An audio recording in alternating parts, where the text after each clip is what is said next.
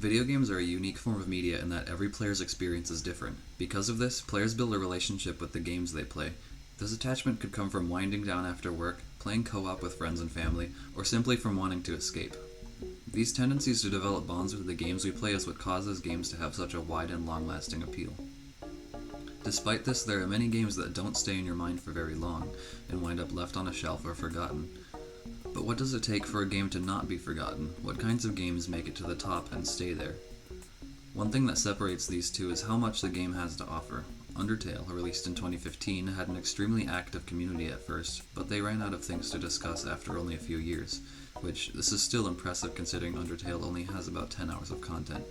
Ocarina of Time, on the other hand, is still discovering new things about the game to this day. Another factor that helps games stand the test of time is if the developers continue to update it.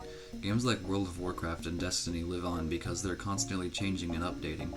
They constantly receive new content which draws in new players, and in turn the game's community is revitalized. The developers give the players a reason to play, and the players give the developers a reason to develop.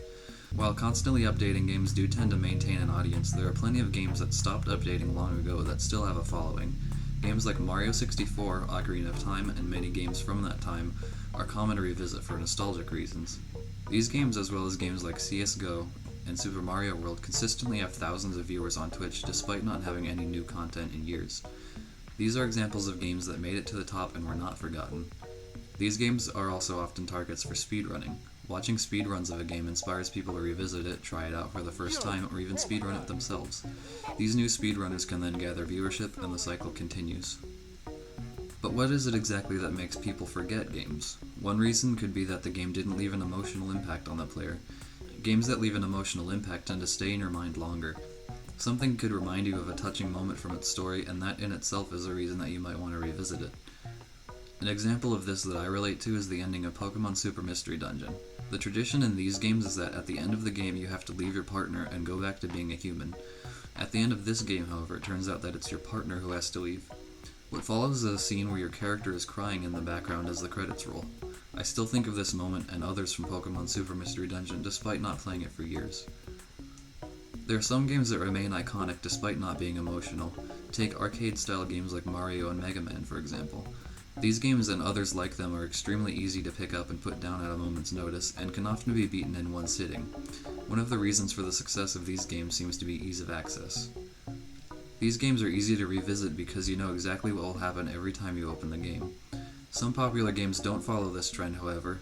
Take roguelikes for example. Games like The Binding of Isaac and Enter the Gungeon are iconic for being completely random every time you pick them up. The appeal of these games comes from learning how the game works so that you do know what to expect, despite never having the same run twice. But what kinds of games are the ones that you play once all the way through and then never again? The painfully average, not necessarily good, not necessarily bad games that give you just enough to keep you going, but not enough to where it actually feels like you're getting anything out of it.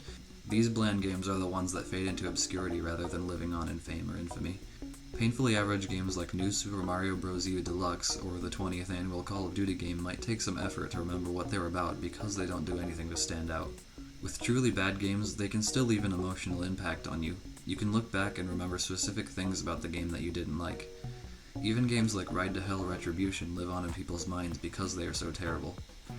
So, in conclusion, what makes a game live on past its release date is a dev team that cares, a fan base that keeps discussing it, and a lot of content, or a small amount of very good content.